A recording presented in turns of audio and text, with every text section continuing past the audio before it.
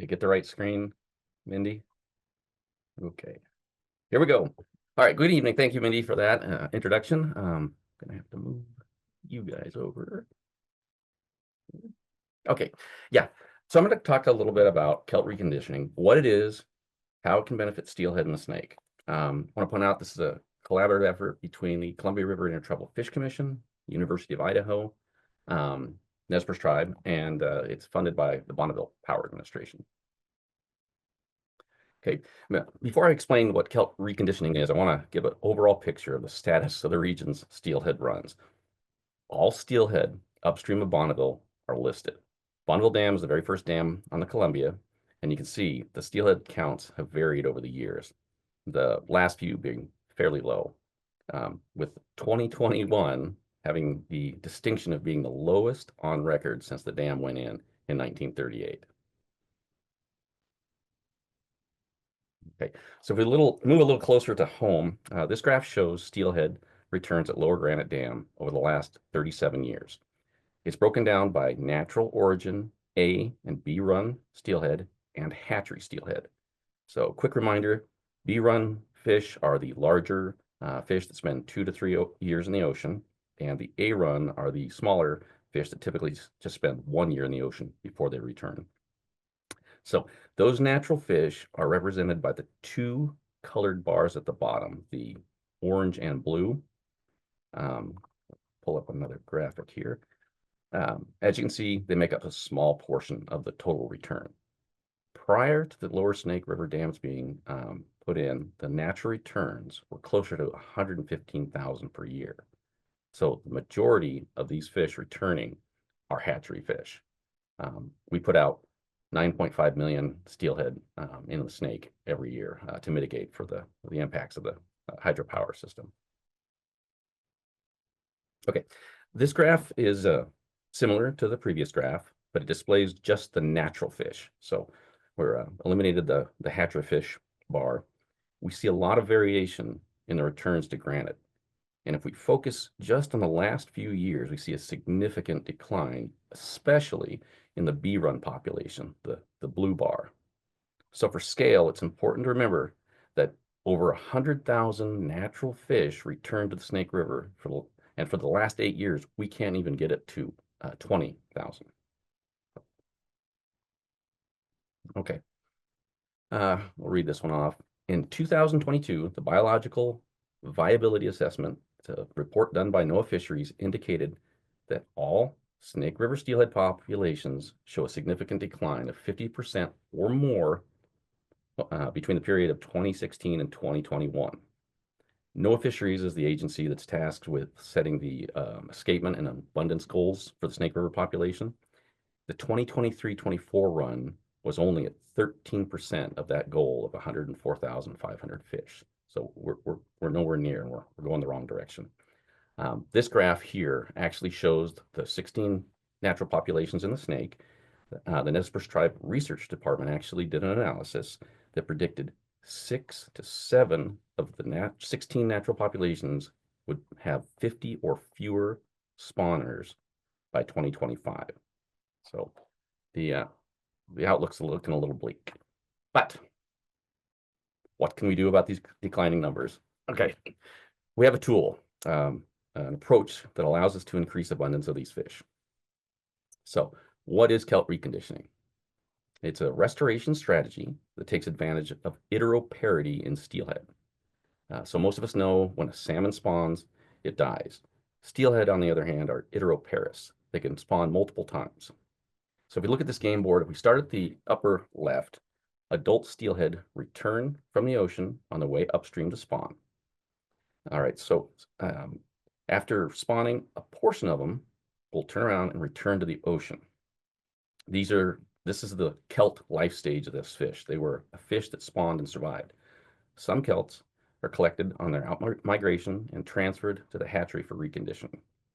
So if you look at the two green paths, those represent the shortcuts in the journey. So during reconditioning, fish are given enriched rootstock feed. They're monitored and treated for fungus and bacteria, and they're also given uh, uh, their whole hatchery environment is monitored to make sure those fish are as healthy as possible. So um, in late summer, surveys are conducted to check their maturation level. Some kelts are what we call consecutive spawners. They remature in that first year, so they only stay for 6 months in the program. Some don't remature that first year. We call those skip spawners, and they'll stay in the program for about 18 months. So the rematuring fish are released in November to coincide with a natural upstream migration here in the snake. Okay, a little bit about the project background. So back in 2008, NOAA Fisheries released another report that identified iteroparity as a means to increase steelhead returns. They reviewed different strategies that all involved steelhead kelts. So they looked at river transportation, barging, trucking them all the way to the estuary. They looked at dam infrastructure improvements, such as orifice gate well size increases. When the kelts enter this system, they often bang their head on these smaller orifices and have large head wounds. So increasing the size of those entrances was an idea to help on their downstream passage. And they looked at short-term and long-term reconditioning, with long-term reconditioning showing by far the best scenario to assist these fish. And according to NOAA, it had the potential of increasing natural steelhead returns at Granite by 6%. So in 2010, the Nez Perce tribe became part of the operations at Lower Granite and Dorshak, and in conjunction with the Columbia River Intertribal Fish Commission. So we've been doing it for a little while. Okay, kelting rate and kelt survival. A pit tag analysis of 5 natural populations in the Snake Basin showed an average kelting rate of 80%. The kelting rate is the percentage of these fish that actually spawn and survive the spawning and exit the stream. Their tags are detected on the way up and on the way back, and we've been able to show that 80% of those fish survive. And of those fish, 90% make it all the way back to Lower Granite. So they exit their spawning stream and get back to Granite at a very high percentage. However, as you can see, less than half, 1%, make it back as repeat spawners. So kelts are available for collection, but there's a really large dropout after they pass Lower Granite. Okay, so I want to touch on what we've done recently and what we're pursuing in order to get our hands on some of these fish. So we started collecting at Granite in 2010. In 2020, kelt collections began at Little Goose Dam, and in 2022, we expanded collections at Lower Monumental and the Soton County Creek Weir with the assistance of Washington Department of Fish and Wildlife. All right, so to start this process, we need to get our hands on kelts. All right, we're collecting kelts in a system designed for juveniles. Kelts are netted off the adult fish and debris separator, and that's the figure on the left, and they're placed in this metal hopper. The separator is monitored nearly 24/7 by a Corps of Engineers staff during the collection season. The hopper is connected to a 100-foot delivery pipe that empties into our holding tank. Collection numbers are very dependent on spill. We found this out. When spill goes up, collection numbers decline, and those differences can be dramatic. And the reason is when spill goes up, fewer fish are entering the juvenile bypass and going over the spillway. Makes sense. So, kelt collection and transport. We go through the fish in the holding daily or every couple days, depending on how many fish are in there. They're measured, they're weighed, they're checked for clips and tags, and they're tissue sampled. We grade the condition of the fish. Males in poor condition fish are returned to the river. Females in good or fair condition will be tagged. They'll give a prophylactic treatment to prevent infection and parasites. And then we throw them in this 500-gallon tank on a transport truck and take them to the hatchery.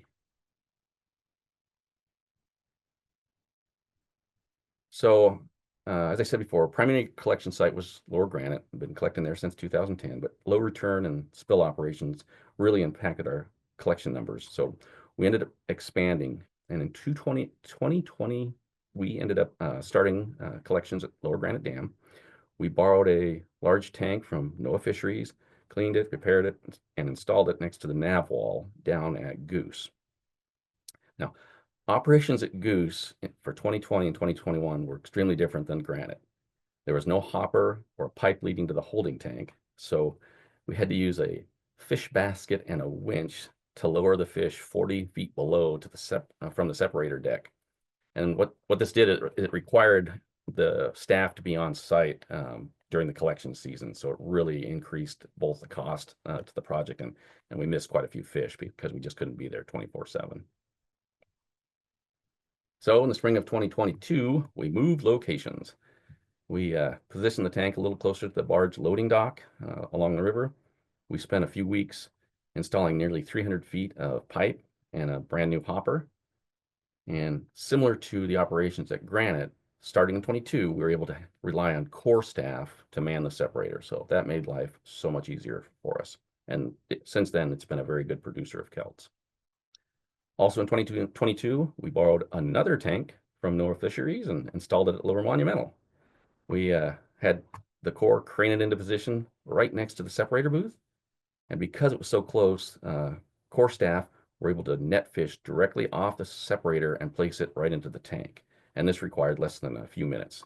So, and in addition to Lower Monumental, we were able to collect kelts from the Asotin Creek Weir starting in 2022. And we hope to continue that. We're very thankful to Washington Department of Fish and Wildlife for coordinating that with us. And we've also kind of explored kelt collection potential in other areas like Imnaha, Grand Ronde, Clearwater, river tributaries, and we're hoping to expand in the future. Okay, so this slide just gives a summary of the last 5 years collection locations and numbers. I wanted to show the scale of the collection number in recent years. They range from 295 to only 56. And in 2024, we collected more kelts at Goose than we did at Granite.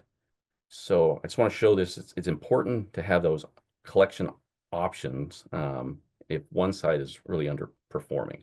And we were really surprised this spring that we got very few fish at Granite.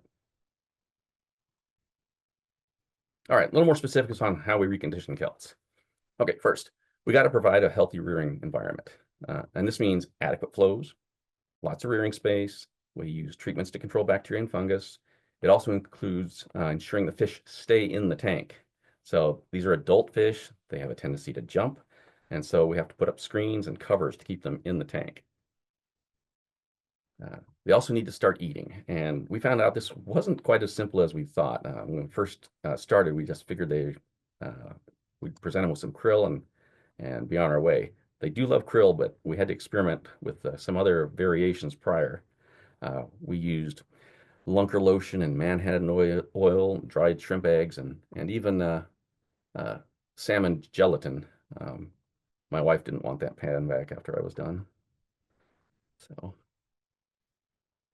all right.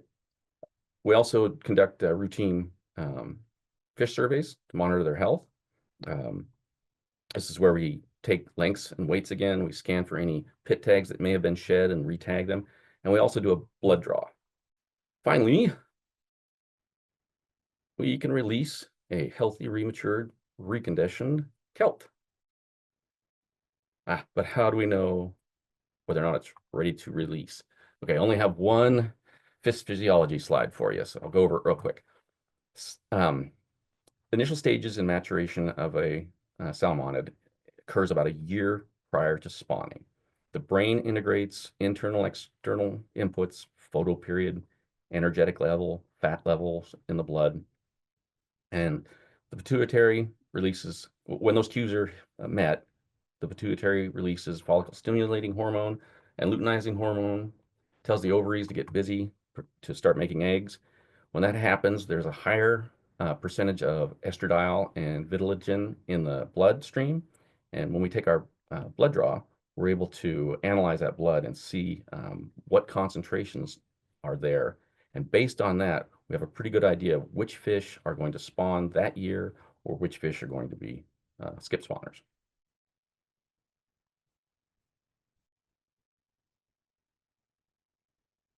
So, given the return rates, we can see the importance of Kelt reconditioning. The benefits right now, it provides 15 to 150 times more repeat spawners than just leaving the fish in the river. Reconditioning Kelts. So what this graphic shows is, and it's kind of sad because if you look at 2017, 2018, 85 fish that we put back in the system represented almost a quarter of this is B run, the larger fish. It represented an increase in almost a quarter of the B run return at Granite that year. And so we've had increases ranging from 1 to 24%. And it's really driven by the fact that the numbers of B run returning fish is really, really low, natural B run fish. Other benefits, they're more productive than maiden spawners. The fish are larger. They're non-naive, so they've been there, they've done that. Maiden spawners have about 6,000 eggs. Consecutive spawners have up to 9,000, and skip spawners we've measured up to 12,000 eggs, so almost twice as many as a maiden spawner. And the eggs are larger, which this is important too because a larger egg means more yolk. The fish, when they emerge from the gravels, they'll be larger and they'll be stronger, so they have a better chance of surviving. In addition, they're impacting returns throughout the Snake Basin. This is a picture of pit tag array locations where released kelts have been detected throughout the basin. So they're not going just to the Clearwater or one location. They're going throughout the Imnaha, Snake River, Clearwater, Grand Ronde. We found them everywhere. So that's an important note.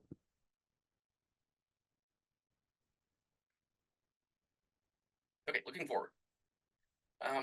In addition to expanding our collection locations, we're in the process of expanding our production capability.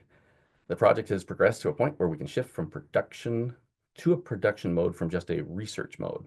So this is an aerial photo of the Nez Perce Tribal Hatchery, where we are currently constructing a new facility dedicated to reconditioning kelts. Just following through the construction, started back in May, the upper left, put up the walls, they've got the roof and siding almost complete. And the photo on the lower right is a photo I took today where they're finally getting the tanks installed and plumbed. And we hope to have this completed by this summer, and it'll have the capacity of reconditioning about 750 fish. So we're excited about that. With that, any questions?